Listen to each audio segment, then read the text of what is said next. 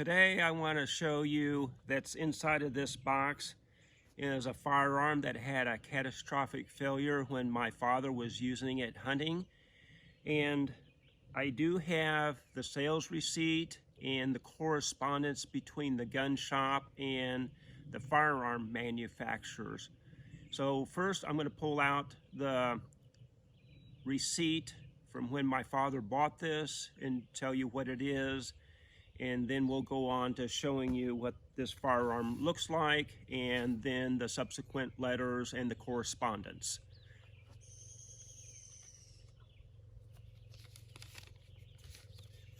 So I'm going to lay this here. I'll take my camera and give you a close-up of this. So here's the receipt. It's from Homeowners Mart Inc. It's in Kansas City, Missouri. And I'm not sure if this was like a hardware store or along the lines of like a Walmart at that time, you know, Sears, Ward's. But anyway, it was sold to my father, the address of where I grew up at. And it's for the H&R Harrington Richardson. It's the model 402 slide action shotgun. It's a 410 gauge, no serial number. It's the bill of sale here. He bought it for $61.93, $1.24 tax. So total $63.17. So he bought this February the 16th of 1963.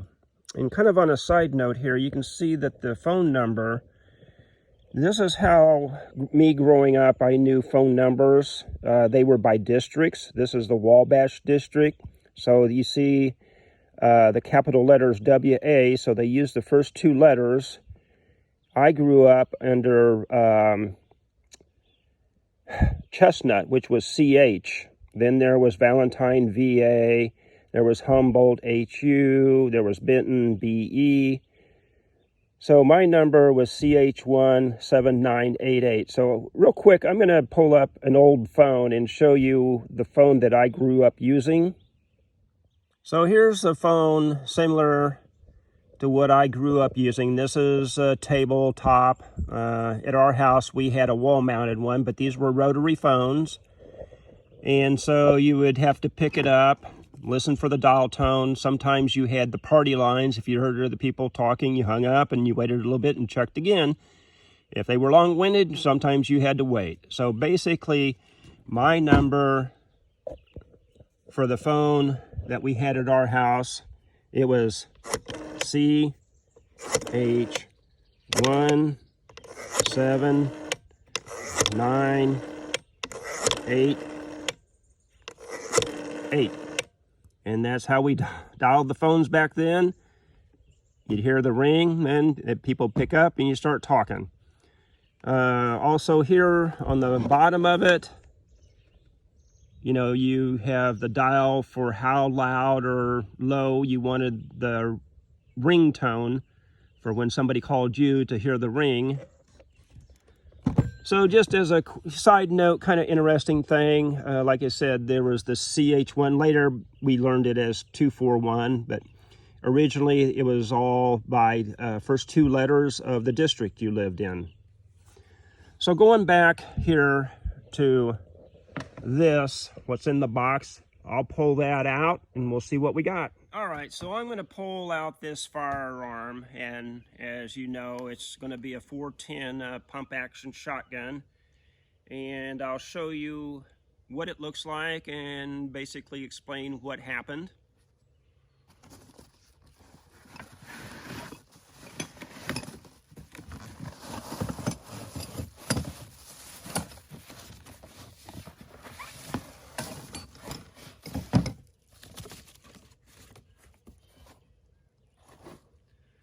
All right, so, you know, here's the buttstock, your receiver, not much there.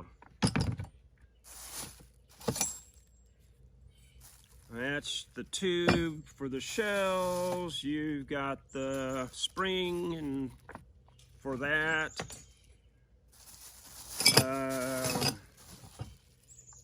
Here's the barrel. And here's the sides of the receiver, trigger,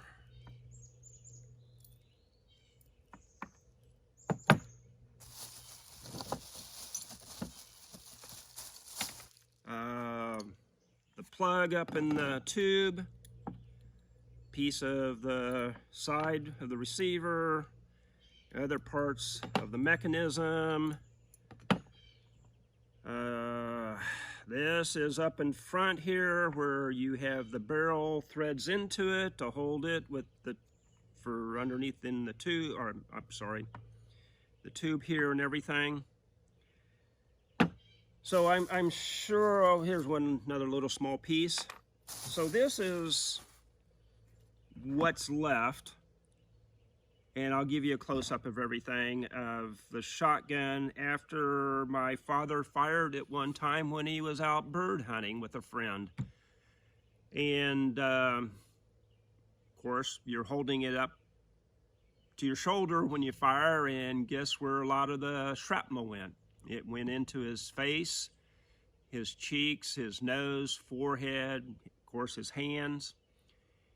And I really don't remember that actual incident, considering the age that I was, but I do remember over the course of quite a few years, my dad was still getting shrapnel coming out of his face that was finally working its way to the surface. You know, you would see it there, and they'd be able to get it and squeeze it out, you know, out of his cheek, nose, and forehead, and his hands.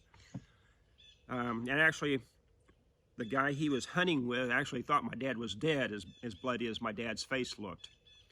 So we're going to take a closer look at this, and then I'll show you the correspondence with the gun shop and then also with the manufacturer. All right, so we're going to take a closer look. Like you said, here is the trigger assembly through here. You can see, I mean, this is just, if you want to say, pot metal, basically. And I don't know why it would have exploded just with a 410, but it did. You know, the spring and the plug there, you got the tube. Here's the assembly from up in the front area here. Here's the one side of the receiver. Pieces, other parts. And then here on this, you can see it says Model 402, Harrington and Richardson. You can see here it's the breakage and it's been twisted. I mean, it's not even straight. It's been warped, twisted. And here's the barrel.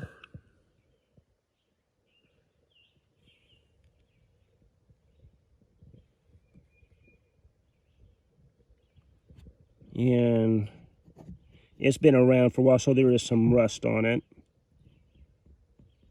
And I'm not sure what this is here, and you know, it's kind of on both sides, so I don't know if that's the way they made it or if that was an imperfection that caused it. I don't know. So I'm going to turn this over. Let me give you a closer look here where the trigger guard broke free. I'll turn this over this way. You can see here the other part of the threads for the barrel. Over on this side, you know, it's just like completely gone.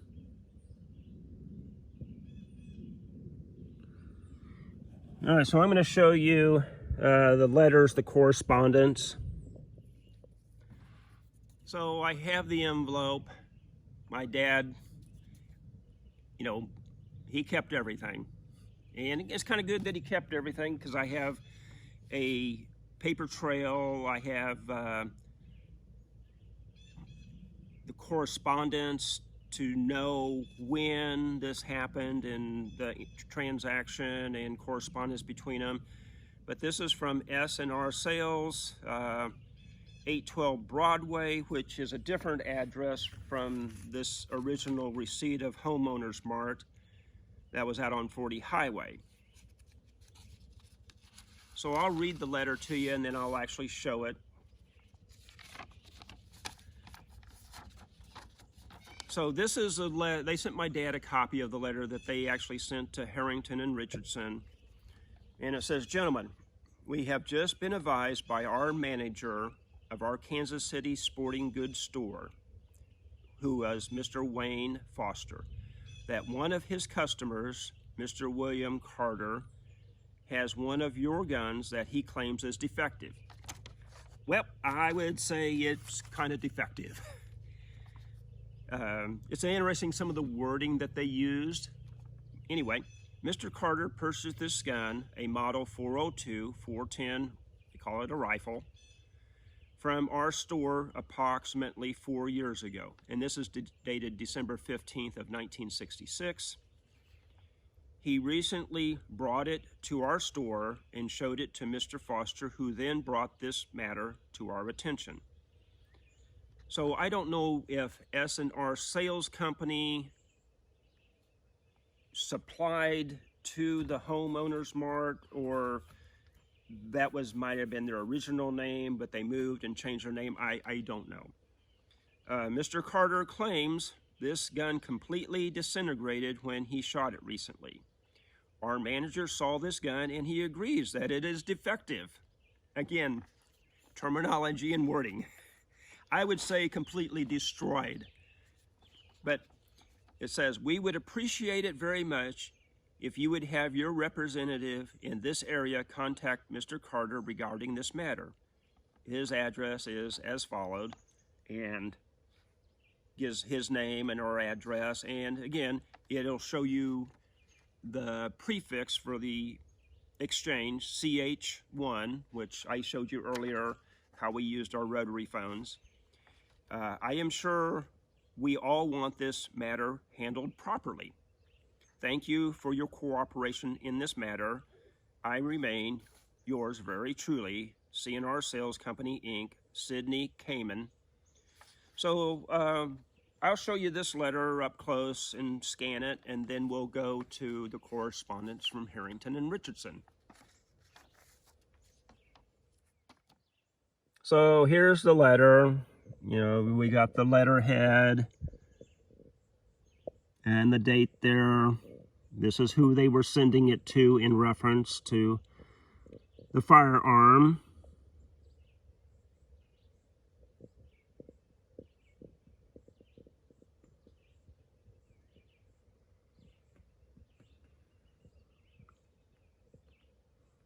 You know, bring again to your attention, it does say CH1.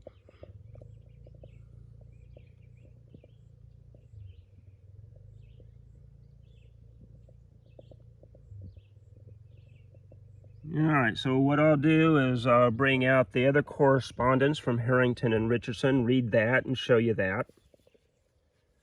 Okay, so the other letter that I have is from Harrington and Richardson, you know, out of Worcester, Massachusetts. This is addressed to my father.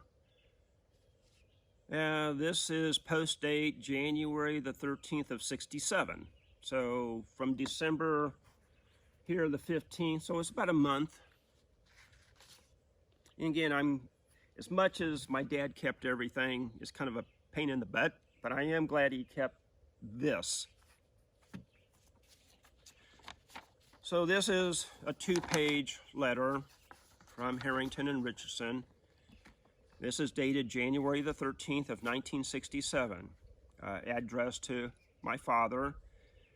And it says, "Dear Mr. Carter, it has come to our attention that you have experienced difficulty with one of our model 402 pump action shotguns." Again, the wording and the meaning of these things, they're saying he has experienced difficulty. It's a little bit more than difficulty. H&R guarantees all their products as to workmanship and materials and are always ready to back up this warranty.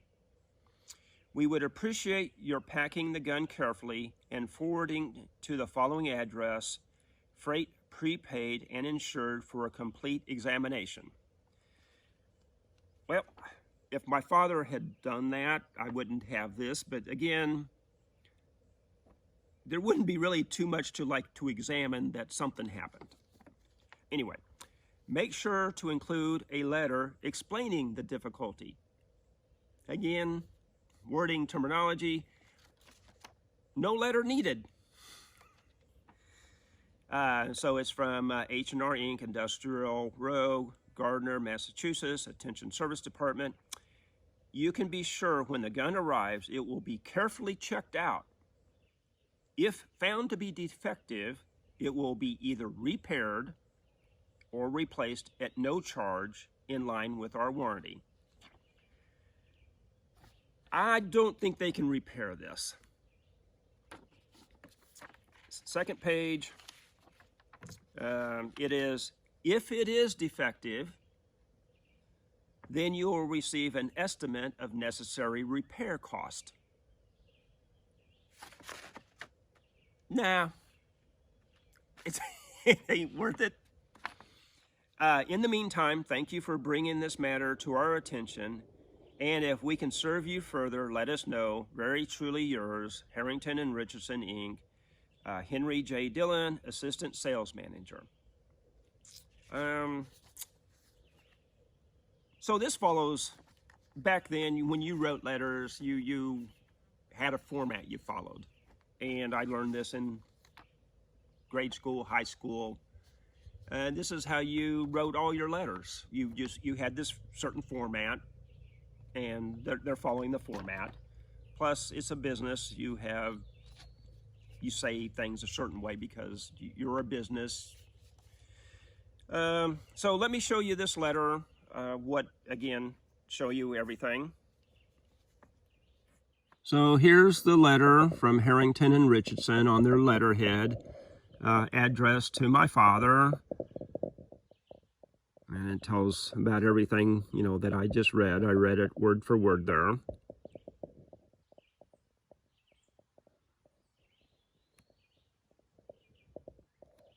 Oops, excuse me. And let me turn the page over.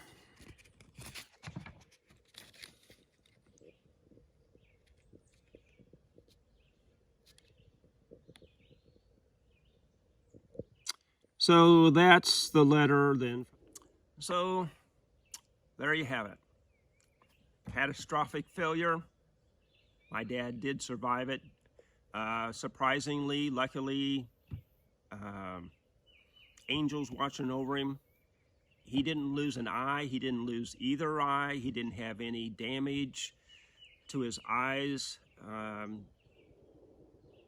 I doubt if my dad was wearing shooting glasses, just being out quail hunting, dove hunting, whatever, when this thing exploded. Because, as I said, I know he was getting shrapnel from out of his forehead, out of his cheeks and his hands, and how some of those pieces didn't hit him in the eye or both eyes. It's a miracle. So I just thought this would be an interesting video to show you that personally,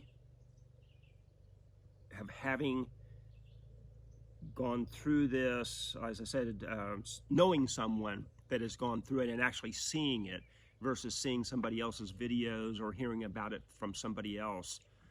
I never really talked to my dad about it because, I knew somewhat growing up that he was still getting the shrapnel out of his face and his forehead and hands.